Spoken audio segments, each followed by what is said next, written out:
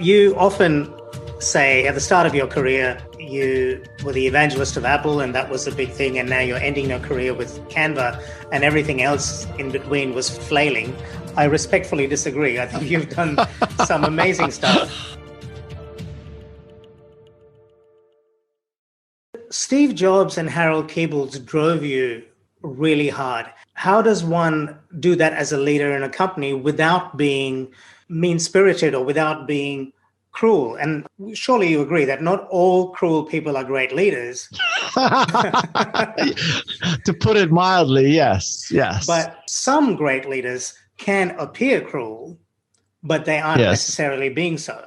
Could you talk to us a bit more about that? Well, surely. So some of it is the person equally cruel?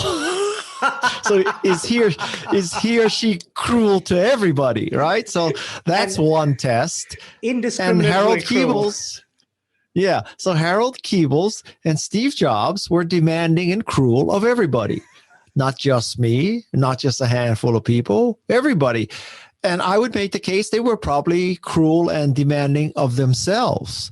Right. So I think many times when you meet cruel people, they're cruel to everybody except themselves. I could think of some recent politicians in America that, they never thought they did anything wrong, but they were surrounded by people who did everything wrong. I have no idea who you're talking about, Guy. Yeah, well, okay. Well, I wish I had no idea of who I was talking about. So that's one thing. It's, sort of uniform cruelty is necessary. Another thing is that it should be cruelty and challenging and, et cetera, for the greater good, to create a great computer, to create a great understanding of English, which is different than to be cruel and demanding in order to prop yourself up.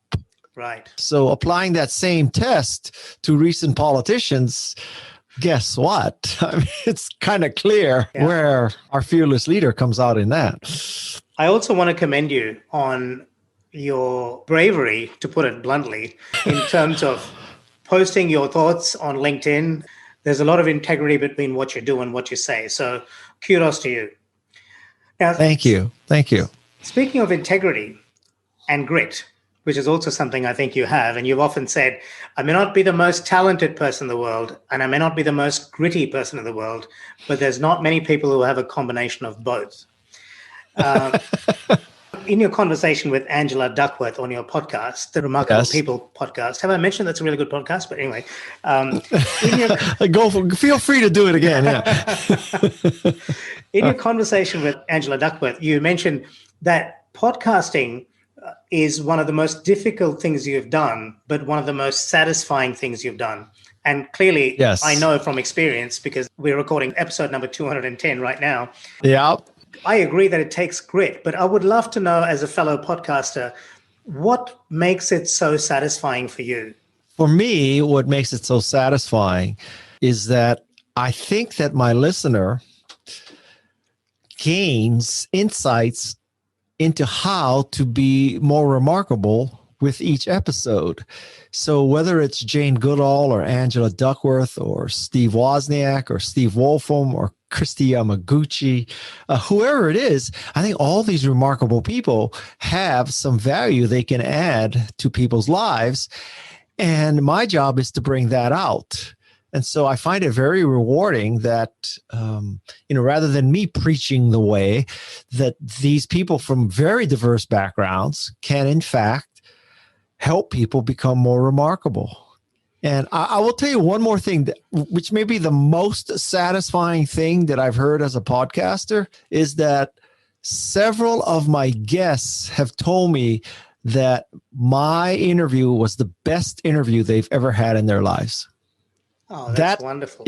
That makes my day. I have the pleasure of saying the same for some of my guests. And one of the high points in my podcasting career was when Seth Godin said to me that I'm a fine correspondent and a good egg. And that meant the world to me, because Seth Godin is another person I deeply respect and admire. Yes, absolutely. Oh, we all have our special gifts. Yeah, it's true. It's funny you should mention that, but I'm 66 years old. And I truly have come to the conclusion, I used to, like anybody in Silicon Valley, I used to have these feelings of superiority over people, right? That, whatever. And I have come to believe that everybody you meet can do something better than you. Now, it may be design an iPod. It may be make tamales. It may be surf.